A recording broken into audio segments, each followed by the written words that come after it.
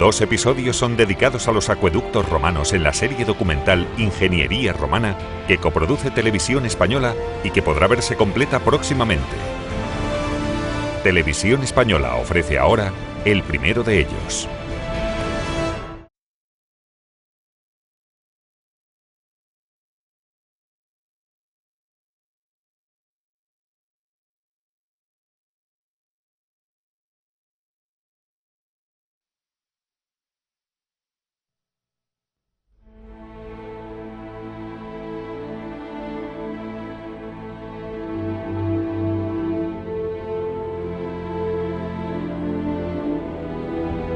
En cualquier tiempo, en cualquier época, para cualquier pueblo, el agua siempre ha sido la primera riqueza.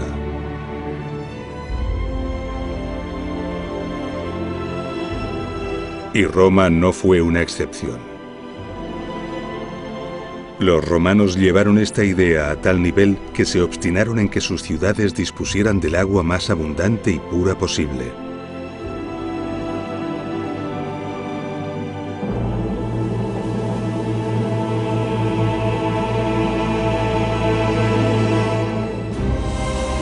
Para lograrlo, inundaron el imperio de osadas obras de ingeniería destinadas a transportar las aguas desde los más ricos manantiales hasta sus ciudades. Obras sobrecogedoras, inigualadas hasta nuestros días y que muchas de ellas, a pesar de los siglos, aún perduran.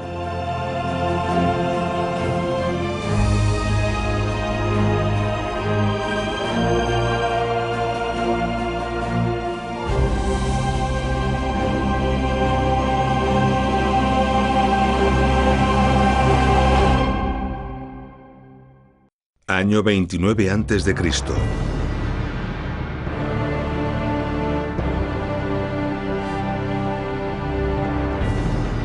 El emperador Augusto queda dueño absoluto del mundo romano.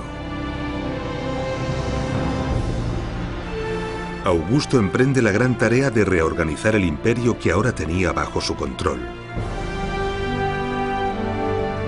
Dentro de su estrategia de reestructuración del territorio, Augusto decide el establecimiento de la colonia Nemausus como gran ciudad de la provincia narbonense.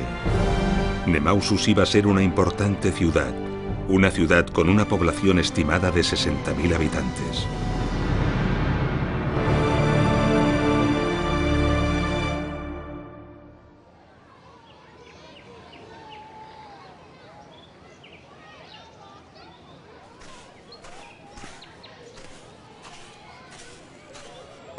Y así fue.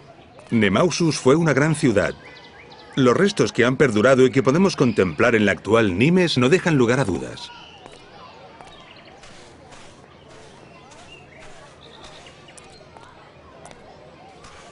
Una ciudad de tales dimensiones, con una población tan numerosa, debía tener preparado un importante suministro de agua. Los romanos conocían la existencia de un manantial en el mismo emplazamiento que deseaban para la ciudad. Un manantial considerado sagrado por los celtas y que en la actualidad todavía alimenta los canales de este parque. Sin duda, uno de los parques públicos más antiguos de Europa.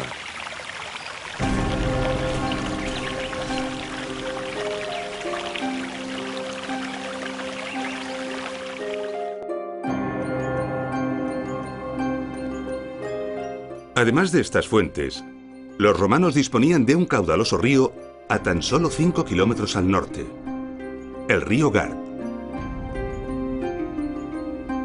Para muchos pueblos y civilizaciones esto habría sido más que aceptable. Pero para los romanos el caudal de estas fuentes no era suficiente y la calidad del agua del río no era la deseada. Eran necesarias unas fuentes con un agua de calidad extraordinaria y con un gran caudal, un suministro que tuviera un dilatado horizonte para poder abastecer a una gran población que seguramente estaría en continuo crecimiento durante siglos. Los romanos las buscaron y las encontraron aquí, en Ucés. La fuente del Euro. Un poderoso manantial que hoy, 2000 años después de ser aprovechado por los romanos y tal y como ellos sospecharon, sigue brotando con un poderoso caudal y una extraordinaria calidad.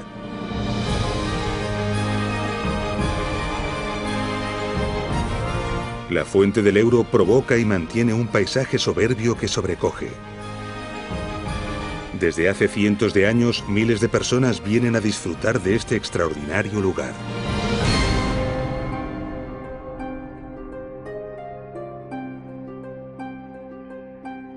Pero la fuente del Ebro estaba a 21 kilómetros en línea recta del emplazamiento deseado para la ciudad.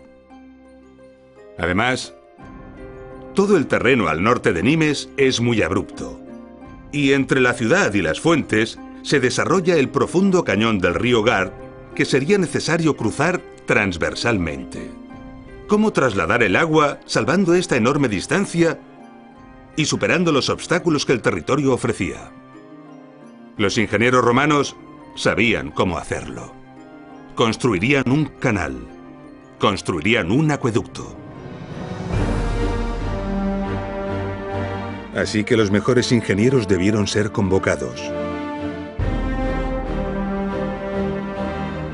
Era necesario proyectar y construir rápidamente.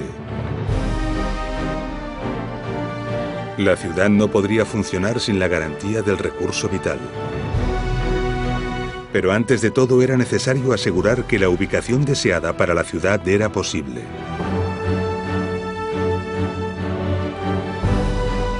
Todos los ingenieros responsables de la construcción de la ciudad esperaban con impaciencia la confirmación de la validez de la ubicación. Y en caso de que esta no fuera posible, disponer de una propuesta alternativa. Los ingenieros romanos conocían perfectamente sistemas de elevación y de bombeo del agua para vencer a la gravedad. Sin embargo, en un acueducto de estas características, este sistema era completamente impensable. Los ingenieros sabían que era mucho más inteligente aprovecharse de la fuerza de la gravedad que enfrentarse a ella. De esta forma, la cota de la ciudad debía ser mucho más baja que la de las fuentes. Una cota que iba a venir determinada por las distancias y por la pendiente escogida. Con los avanzados conocimientos que tenían en la construcción de canales, los ingenieros romanos sabían que una pendiente escasa ocasionaba un escaso caudal y la acumulación de sedimentos que terminarían por obstruir el acueducto. Por el contrario, una pendiente demasiado pronunciada daba lugar a velocidades agresivas que erosionaban y ponían en peligro la canalización. El rango de pendientes admisibles para que no se ocasionaran estos problemas es ínfimo. El mínimo está en torno a 10 centímetros de caída por cada kilómetro. Y el máximo no debe superar los 50 centímetros. El acueducto debía ajustarse a esta norma. Esto requiere una precisión topográfica admirable y presenta una dificultad extraordinaria. Con estos datos se obtiene rápidamente la pendiente y la distancia. La ciudad debería situarse en la cota 54,8 metros sobre el nivel del mar, o sea, a 4,2 metros por debajo de la cota de la fuente. Pero la distancia en línea recta y el desnivel total no se consideran. Construir un acueducto en línea recta supondría la construcción de decenas de kilómetros de túneles y arquerías para atravesar montañas y salvar valles. Algo inimaginable. Para evitarlo, es necesario adaptarse al terreno. Esto incrementa considerablemente la longitud. Y a medida que la longitud del canal aumenta, la cota de llegada será inferior. Pero, ¿cómo adaptarse al terreno? ¿Qué camino escoger? El camino idóneo surge rápidamente si cortamos el terreno con un plano horizontal que parta de la cota de las fuentes y llegue hasta la zona escogida para la ciudad. Y esto lo sabían perfectamente los romanos. Esta línea de intersección con el terreno supone el recorrido ideal y natural. Pero surgen irremediablemente dificultades que deben ser salvadas y atajos deseables para abaratar y facilitar la obra. A veces escogiendo recorridos alternativos, a veces acortándolos con túneles, otras veces construyendo arquerías. Todo esto se debía tener en cuenta, respetando en todo momento los límites tan precisos en la pendiente, para finalmente obtener el preciado dato de la cota a la que llegaría el agua. La ciudad debería situarse obligatoriamente por debajo de esta cota, para así ser suministrada de agua por efecto de la gravedad.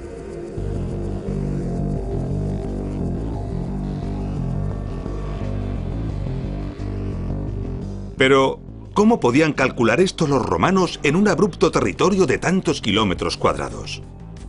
Esto es toda una proeza. ¿Cómo lo lograron? Sabemos que fue imprescindible levantar un mapa preciso.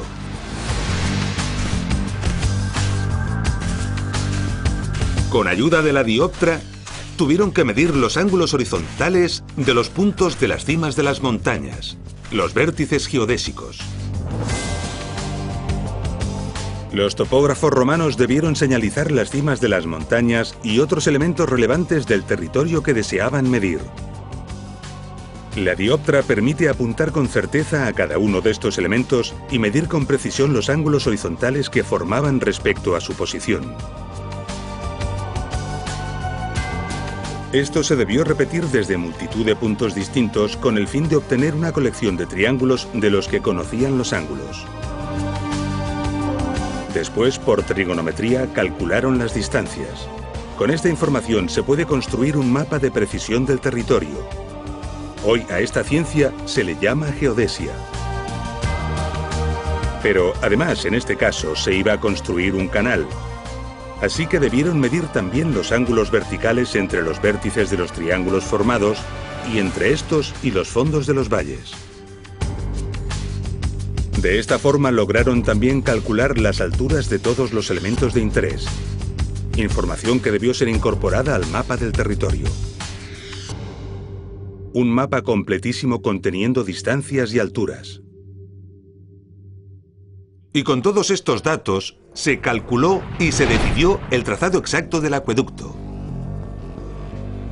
Los terrenos que atravesaría en cada tramo, la mejor solución técnica para cada caso, los esfuerzos constructivos, los túneles que serían necesarios, las arquerías que deberían construirse. En definitiva, se podía medir y valorar la obra.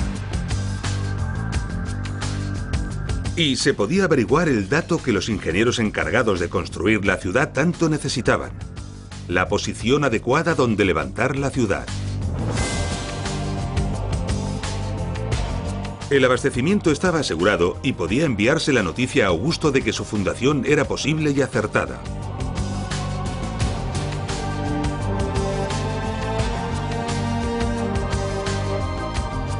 Roma debía dar su aprobación al gasto, dotar de los fondos necesarios y nombrar a los responsables de las obras y gestores de estos fondos.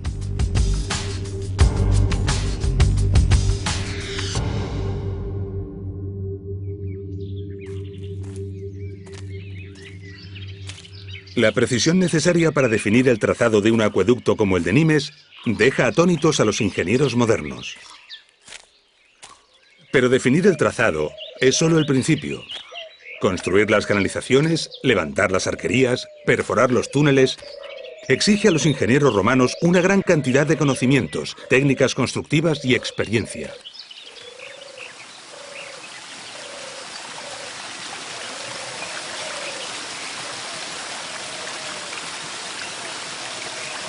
Nos encontramos en la fuente del Euro. El agua se recogía aquí, en el manantial, desde una arqueta cerrada y se conducía también por un canal completamente cerrado. Este canal se mantenía durante todo el trazado del acueducto hasta su destino. Un canal que debió ser hábilmente diseñado para lograr resistir el paso del agua y del tiempo. Esto requiere una depurada y cuidada técnica constructiva. En la mayor parte del trazado, el canal discurre enterrado. El proceso constructivo en estas circunstancias era el siguiente: se abría una zanja a cielo abierto.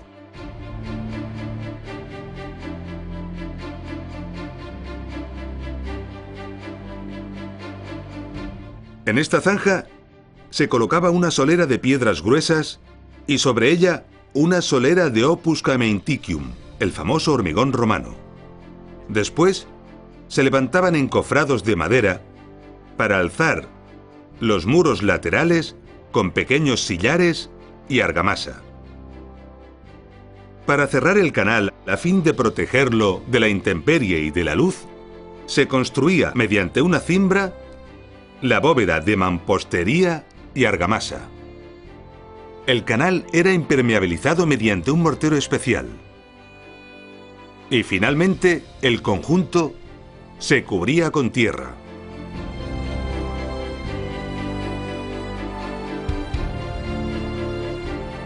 Las dimensiones finales del canal permiten transportar perfectamente el caudal deseado.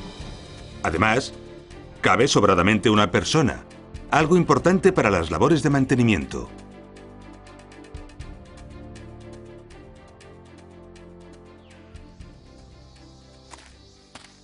Aquí, en Ucés, tenemos uno de los restos del canal, seccionado, que nos delata perfectamente todos los aspectos de la técnica constructiva. Bajo la solera, aunque no se ve, los cantos gruesos. Las paredes de pequeña mampostería y argamasa, igual que la bóveda. Y aquí el mortero impermeabilizante. La impermeabilización del acueducto era muy importante, porque las fugas de agua no solamente provocaban pérdidas de caudal, sino que además podían descalzar y dañar gravemente la obra. Este mortero, que era un impermeabilizante excelente, estaba formado a base de cal y cerámica molida. Normalmente ladrillos o tejas. Este mortero se llamaba opus igninum, y aquí podemos verlo perfectamente. En las juntas de hormigonado, los ingenieros romanos pusieron un cordón de este material. Esto es debido a que las juntas de hormigonado son las que más sufren este problema, principalmente por la dilatación. Este cordón llamado bocel resuelve el problema a la perfección. Podemos observar que la superficie final de las paredes está recubierta con esta especie de pintura roja. Toda la canalización del acueducto de Nimes está recubierta de esta forma. Desconocemos su utilidad, pero algunas teorías apuntan a una función bactericida.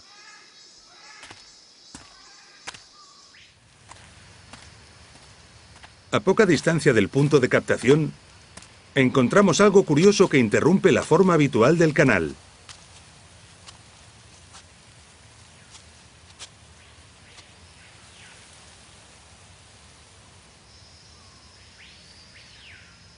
En poco tiempo de observación, un técnico moderno entiende perfectamente su función.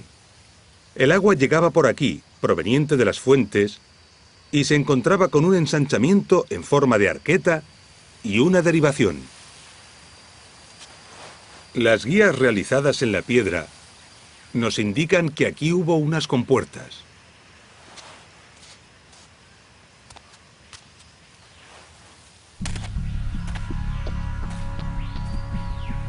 Inmediatamente comprendemos que si cerramos esta compuerta y abrimos esta otra, el agua se desviará dejando al acueducto sin caudal.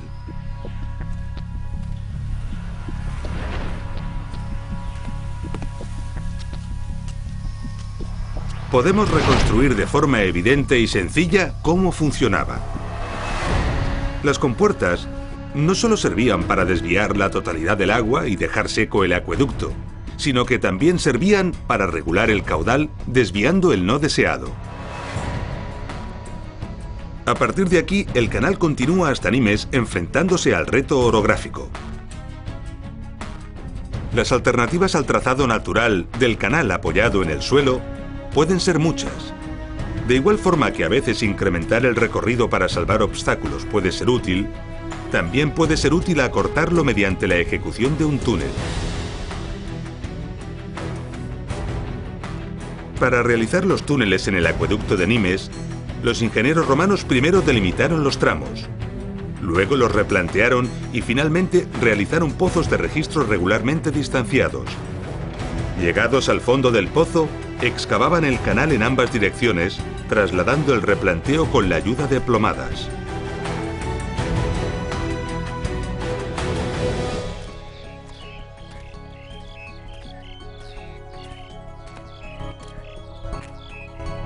Estamos ante los restos de uno de los túneles del acueducto de Nimes. Y aquí estaba el canal cubierto, pero ya está destruido.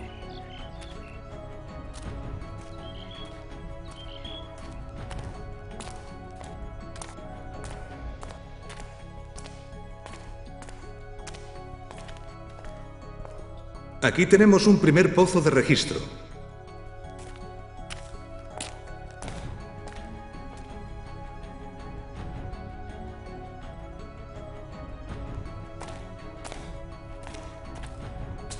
Y en este punto apreciamos perfectamente cómo a partir de los pozos de registro la excavación se realizaba mediante la técnica de destroza para abrirse paso y extraer la roca.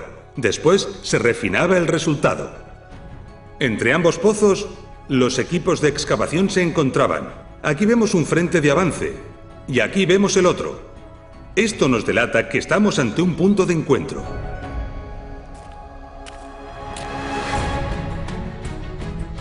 Todo esto debió realizarse sobre todo cuidando el nivel del suelo, que es la clave del éxito del canal. La pendiente como condicionante debía controlarse durante todo el túnel, enlazando perfectamente con las cotas de entrada y de salida. Para lograrlo fue necesaria la comprobación insistente y cuidadosa de los niveles, empleando especialmente el nivel de agua.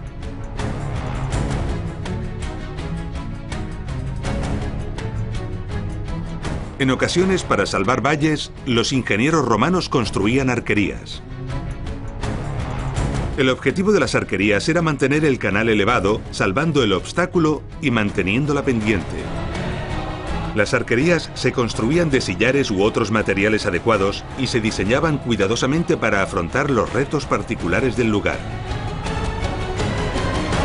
En estos casos, para la sección del canal, los ingenieros romanos optaban por una fábrica rectangular, empleando grandes losas para cubrir la canalización en lugar de las bóvedas.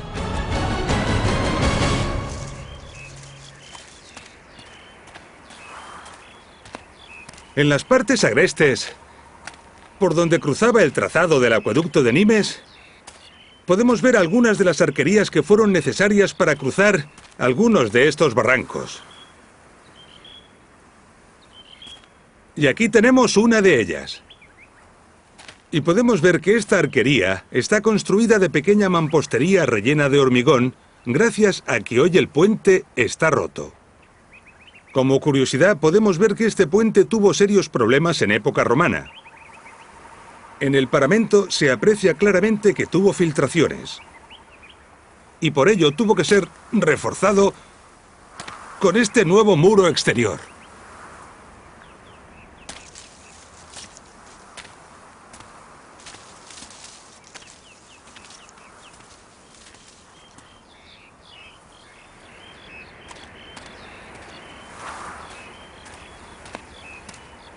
Sobre la arquería, podemos ver los restos del canal, conservando todos los atributos que ya conocemos, menos la cubierta, ya desaparecida.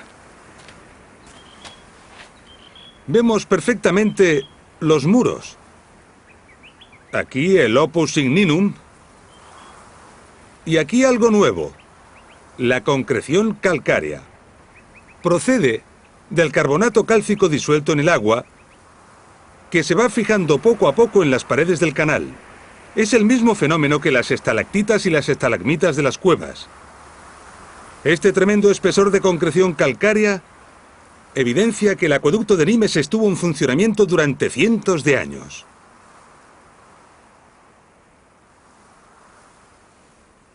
Sobrecoge contemplar estas imágenes en las que podemos observar al acueducto de Nimes, cómo a pesar de estar abandonado desde hace casi 2000 años y sometido a la agresión inexorable del tiempo, se resiste a morir. Con todo lo visto, quizá podamos comprender ahora la magnitud de este colosal proyecto. El acueducto de Nimes tiene un impresionante recorrido de 52 kilómetros. Para salvar los obstáculos, se debieron construir más de 2.600 metros de canalización sobre arquerías. Para ello, se construyeron al menos 13 arquerías de diversas características y dimensiones. y se realizaron más de 500 metros de túneles, todos ellos con sus correspondientes pozos de registro. Una obra colosal que a buen seguro fue ejecutada en pocos años.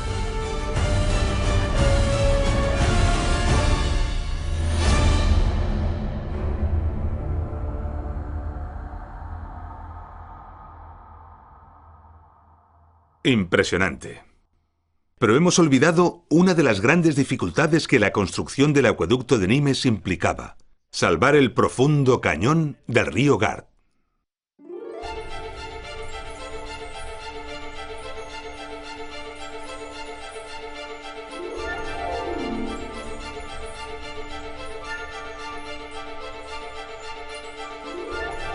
El trazado debió ser calculado para escoger el lugar más adecuado. A pesar de ello, el reto era imponente. Obligaba a salvar una altura de 49 metros y una distancia de 360. Como veremos más adelante en nuestro apasionante documental, los romanos disponían de varias soluciones para afrontar este problema. Sin embargo, en Nimes optaron por la más osada y al mismo tiempo la más bella.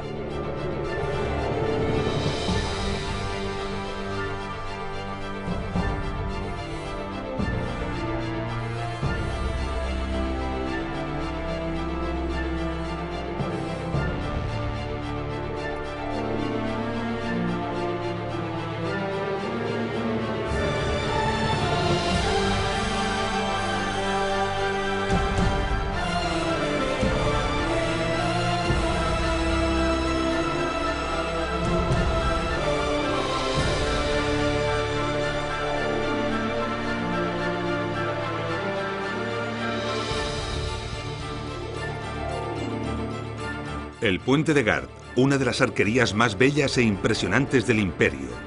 Formado por unos 11.000 bloques de piedra, la mayor parte de ellos con un peso de 6 toneladas, se eleva imponente como un edificio de 16 plantas. 50.400 toneladas de piedra. Los ingenieros romanos planificaron y levantaron una extraordinaria estructura que debía resistir las enormes y demoledoras tensiones provocadas por los vientos y las frecuentes crecidas del río Gard. Su éxito fue tal que aquí lo tenemos 20 siglos después.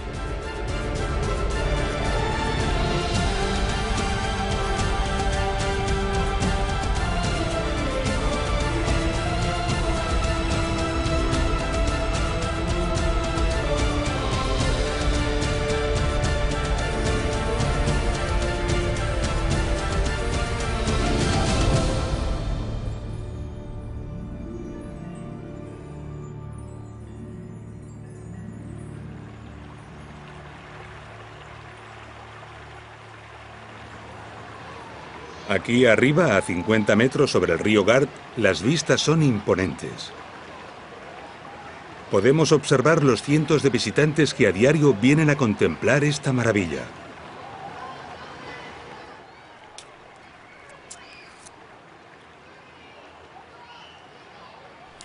Estamos sobre la canalización, que en algunos tramos está desprovista de las losas que la cubrían. A lo largo de ella podemos apreciar los detalles constructivos que ya hemos ido conociendo. La solera, con su pendiente imperceptible a simple vista. La impermeabilización. La concreción calcárea.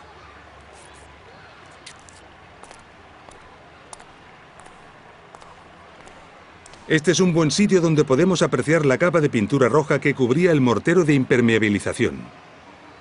Y unos pasos más adelante, en el borde inferior, podemos ver el bocel.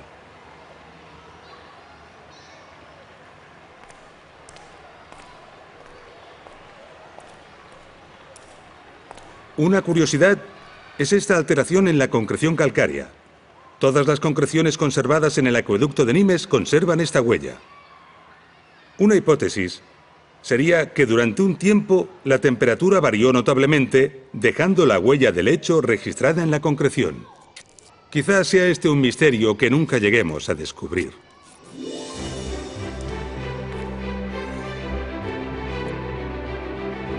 Y así, el acueducto de Nimes, tras 52 kilómetros de recorrido, salvando todos los obstáculos y manteniendo la delicada pendiente, alcanza la cota requerida, el lugar donde entregar el agua que debía alimentar a la ciudad de la antigua Nimes. Esta cota está aquí, en la calle del Alampés de la actual Nimes. Estamos a 21 kilómetros en línea recta de la fuente del Ebro, pero tan solo a 12 metros y 30 centímetros de diferencia de altura. La ciudad debía situarse obligatoriamente por debajo de esta cota. Y este es el lugar a donde llegaba el agua y desde donde se distribuía, el Castellum Divisorium.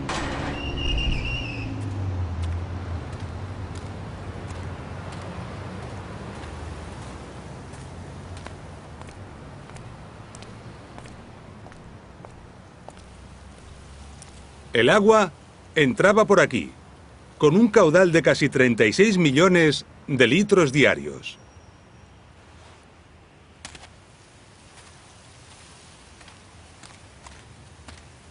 Cada litro de agua que salía por esta boca tardaba 12 horas en recorrer los 52 kilómetros que la separan de las fuentes de Euzés. El Castellum Divisorium, como su nombre indica, se encargaba de recoger el agua y distribuirla a la ciudad a través de diversas conducciones. Cada una de ellas era destinada a un uso distinto o a un barrio diferente. Después de garantizar el caudal para los usos prioritarios, el agua sobrante era evacuada por 3 tubos verticales que se encontraban en estos 3 agujeros.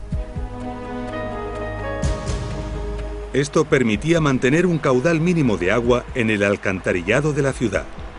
De esta forma, se conseguía una limpieza eficaz del alcantarillado, asegurando la salubridad en la ciudad, no solo para evitar los malos olores, sino sobre todo, las enfermedades.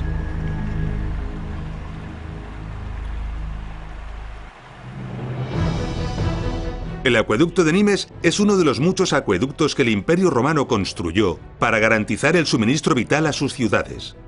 El extenso territorio que abarcaba el Imperio Romano está lleno de maravillosos ejemplos. Cada uno de ellos es una prodigiosa solución técnica a un cúmulo de retos y problemas. Lo que hemos visto y conocido en el acueducto de Nimes nos permitirá ahora comprender y disfrutar en plenitud los extraordinarios ejemplos que nos quedan por ver. Comencemos por Tiermes, una pequeña ciudad situada en la Celtiberia, en el centro de la península ibérica.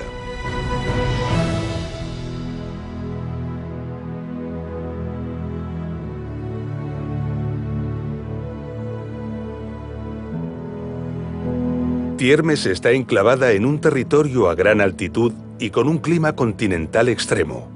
Calor en verano y mucho frío en invierno. Pobre en terrenos agrícolas, quizás subsistiera de la ganadería y más probablemente del comercio que seguramente le permitía su estratégica situación como cruce de caminos e importante nudo de comunicaciones.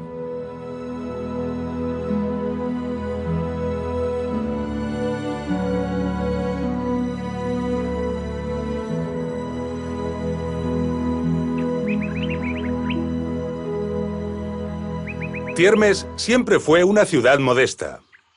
El único lugar público que se conoce de espectáculos es una explanada frente a este graderío. Como puede verse, está burdamente tallado en la roca y tiene una capacidad para apenas unos cientos de personas. Tiermes pudo sobrevivir a su pasado indígena porque a unos 4 kilómetros de distancia, en línea recta hacia el suroeste, al pie de la sierra, existía un manantial de buen caudal y excelente agua fresca.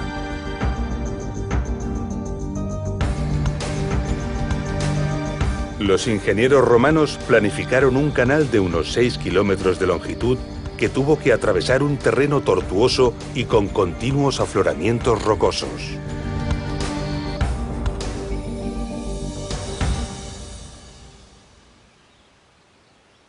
Todo aquí es rupestre.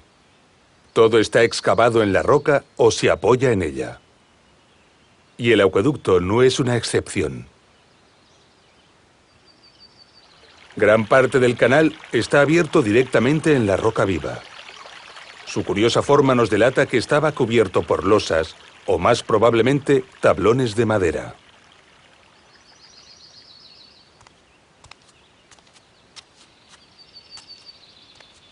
Y lo mismo sucede en esta arqueta de derivación.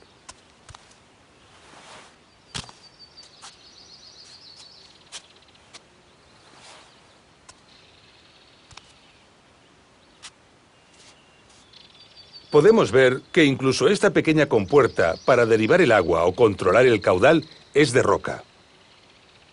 En el lado sur de la ciudad se conserva un túnel.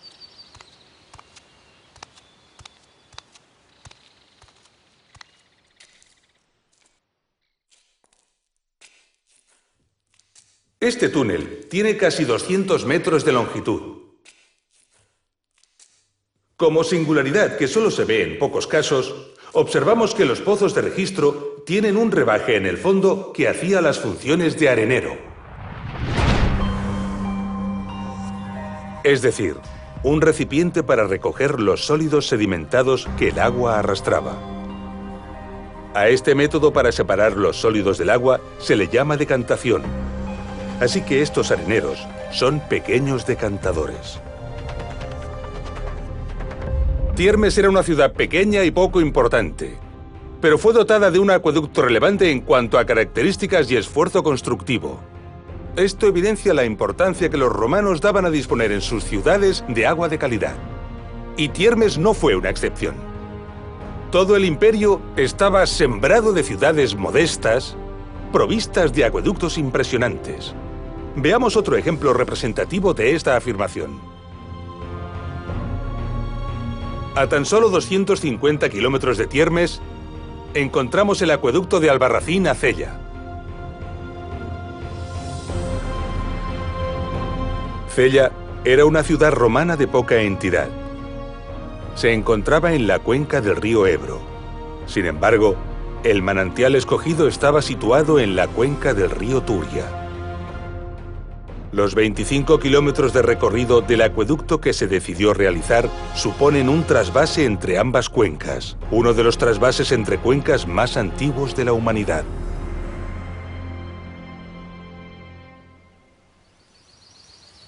El acueducto de Albarracín es una de las muchas maravillas olvidadas o desconocidas de la antigüedad.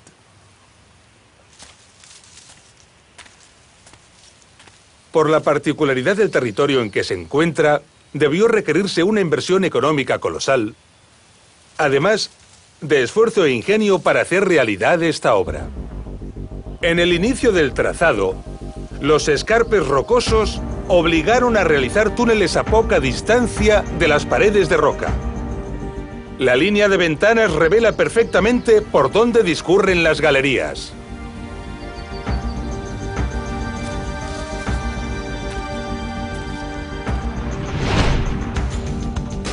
La inconsistencia de la roca desaconsejaba realizar un canal en la superficie del escarpe. Ante la dificultad de realizar pozos de registro en estas condiciones, se ejecutaron registros en forma de ventanas, cosa poco frecuente en los acueductos.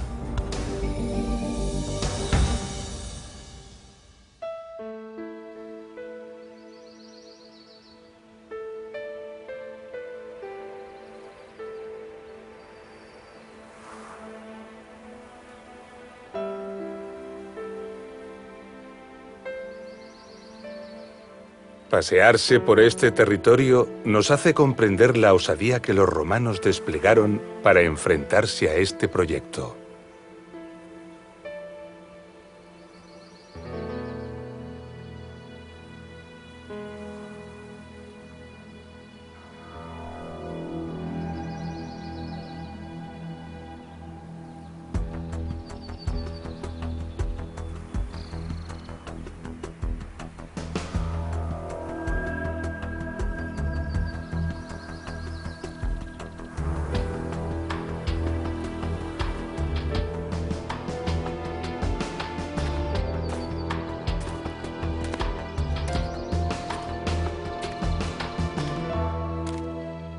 Planificar un trazado tan complejo para abrir los túneles en un terreno tan abrupto Y con unas dificultades de acceso tan importantes, supone un gran alarde.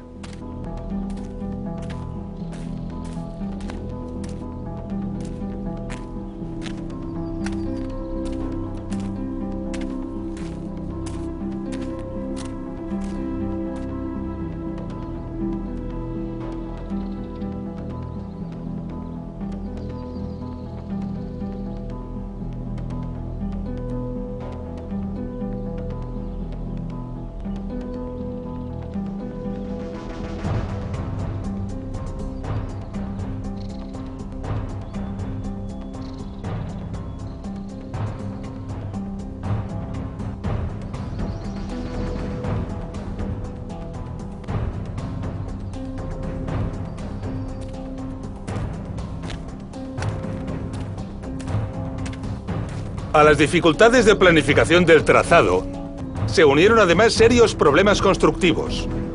Recordemos que la consistencia de estas rocas es muy mala.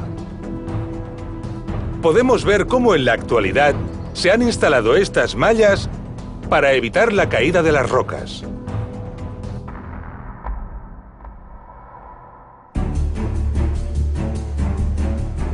A unos 18 kilómetros de recorrido en dirección este, el acueducto gira repentinamente hacia el noreste. Una gran meseta se interpone hasta su destino. Rodearla no es posible, porque forma la línea de vertientes que separa las cuencas de los ríos Turia y Ebro. Solo hay una solución: perforarla. Pero perforarla suponía un túnel de 5 kilómetros de longitud, a los que habría que añadir sus correspondientes pozos de registro.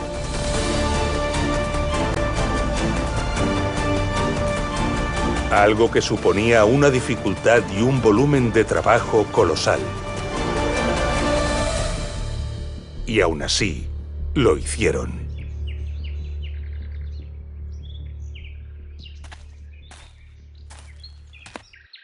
Allí detrás de esas lomas están los escarpes rocosos que hemos visto.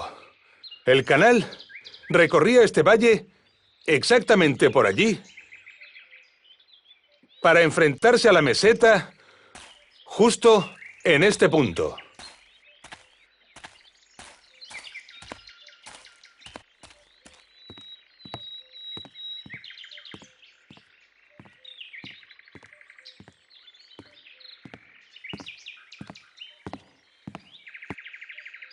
Aquí tenemos un pozo de registro. Recordemos que estos pozos servían para efectuar las labores de mantenimiento, aunque mientras circulaba el agua, estaban cubiertos.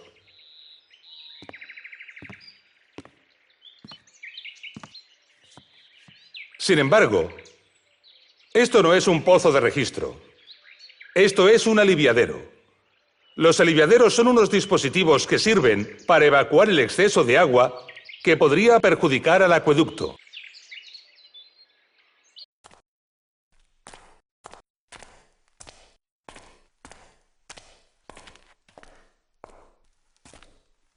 De los 5 kilómetros de túnel, actualmente solo hay accesibles 120 metros. Estos huecos que vemos aquí son muy comunes en todas las galerías y túneles antiguos. Los utilizaban los obreros para poder iluminar el avance de las obras y la propia galería.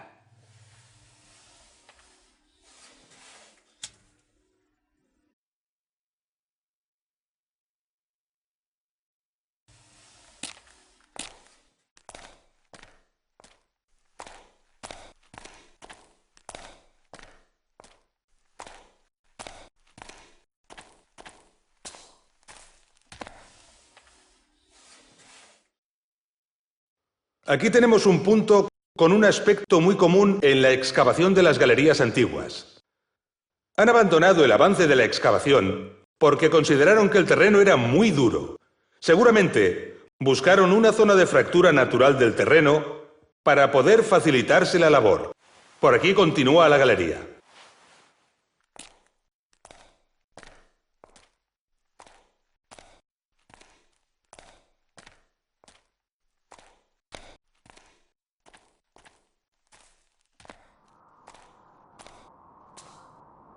Y aquí vemos una diaclasa, la fractura natural del terreno que los excavadores buscaban para facilitar la labor de avance.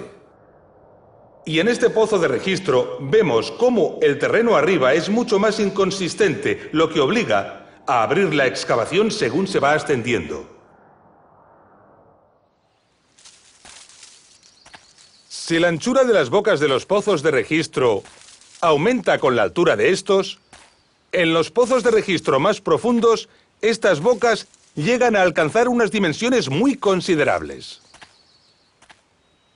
Esta boca, ya cegada, corresponde con un pozo de registro de 60 metros de profundidad. Y aquí cabría un camión.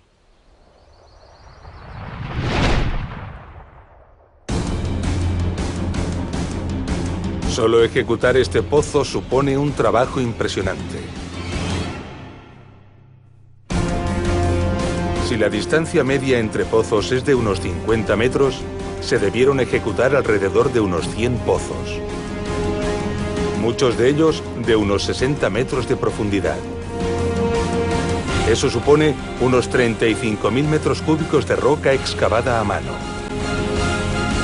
Algo verdaderamente colosal.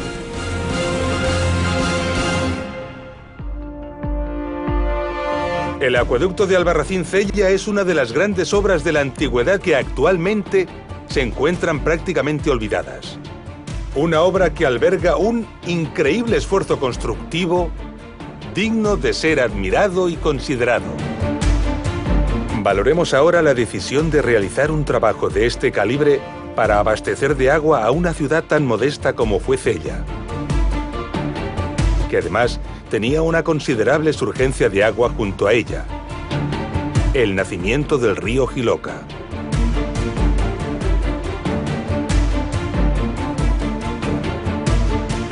Esta es una prueba contundente de que los romanos no escatimaban esfuerzos para asegurarse un agua constante y de calidad.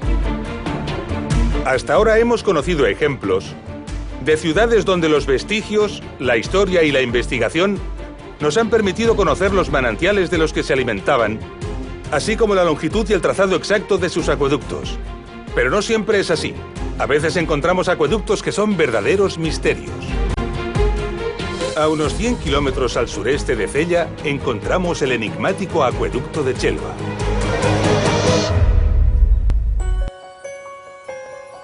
Este acueducto recibe el nombre de este pequeño pueblo de España, que es donde se encuentra la parte conocida del trazado. No ha podido recibir el nombre de la ciudad a la que suministraba porque es algo que en la actualidad se desconoce. Chelva, a pesar de encontrarse en un territorio mediterráneo de escasez de agua, es una ciudad privilegiada en esta cuestión.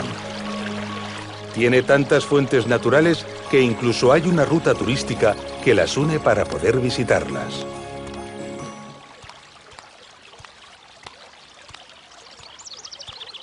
Con toda probabilidad, alguna o varias de estas fuentes fueron aprovechadas por los romanos para alimentar al acueducto.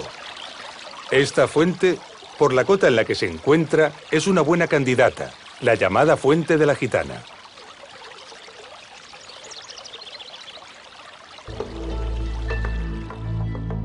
Perdidos entre los bosques y las montañas de Chelva, podemos contemplar importantes restos de arquerías. Muchas de estas arquerías están destruidas no porque no hayan resistido el paso del tiempo, sino principalmente por el expolio de sus sillares sufrido durante siglos.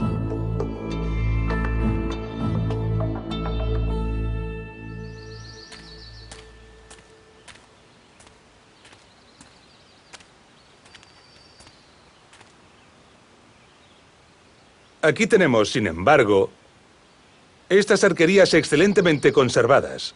Se construyeron para salvar este impresionante barranco.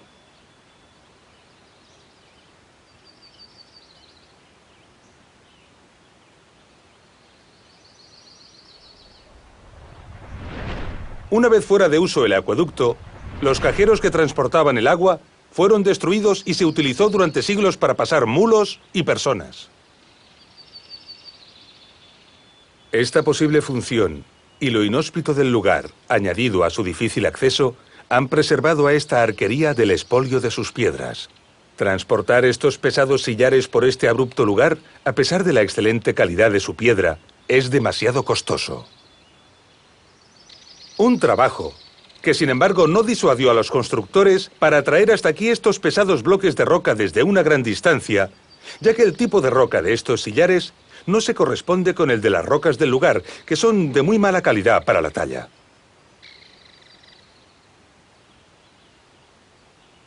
Un poco más adelante de este desfiladero, se encontraron con la cresta de esta montaña, y para superarla, podemos ver aquí una interesante solución constructiva.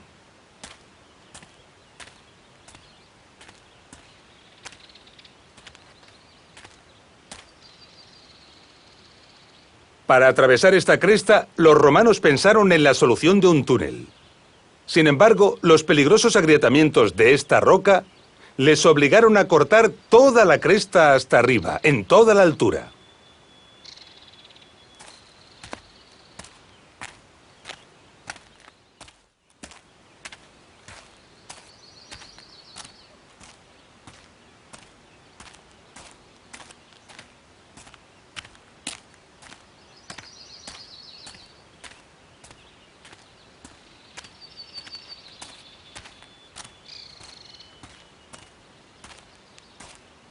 Solo se conservó la solución del túnel en estos pocos metros.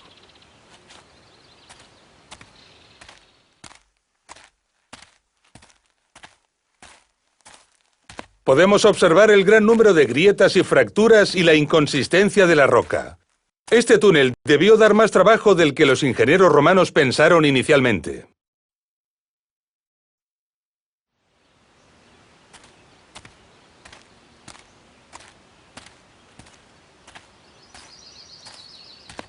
Estas dificultades se evidencian en muchos tramos del acueducto, donde magníficas galerías atajan y perforan las escarpadas laderas.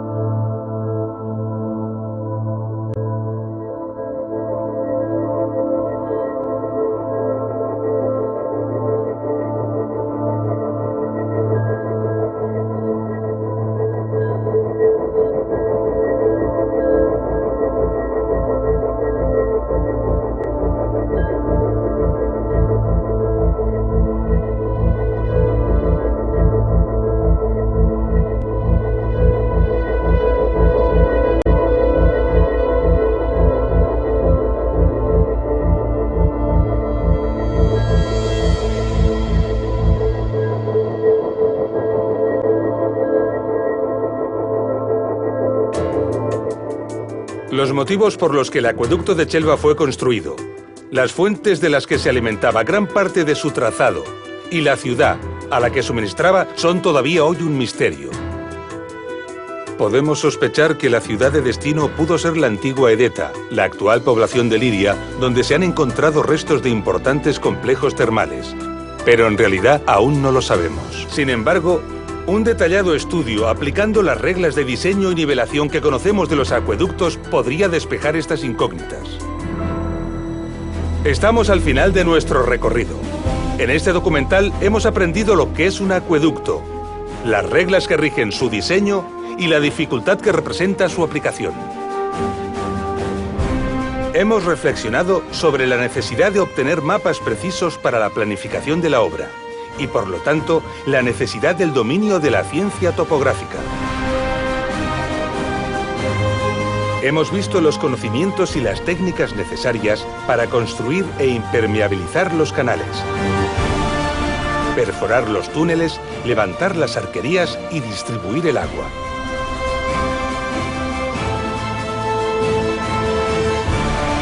Ha quedado patente que estos esfuerzos respondían a la exigencia de suministrar caudales abundantes de agua de calidad a las ciudades romanas.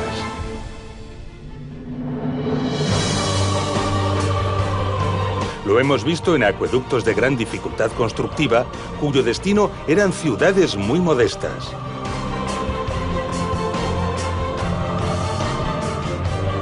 Comprendemos ahora en todo su alcance la frase de Plinio: son las aguas las que hacen la ciudad.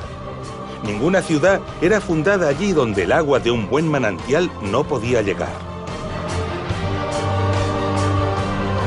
Admirando estas obras y valorando los esfuerzos que en ellas se invirtieron, rendimos merecido homenaje a los ingenieros y constructores romanos.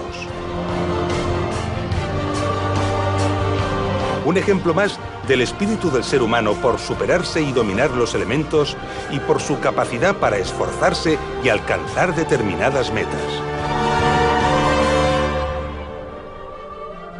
Los acueductos de Tiermes, de Albarracín y de Chelva son obras impresionantes, dignas de admiración. Pero en realidad son ejemplos modestos del imperio. Incluso el gran acueducto de Nimes empequeñece ante los grandes alardes constructivos que supusieron los mayores acueductos del mundo romano. Ejemplos verdaderamente sobrecogedores y apasionantes que llenarían sin duda alguna muchos documentales. Veremos algunos de ellos en la segunda parte de Ingeniería Romana, Acueductos.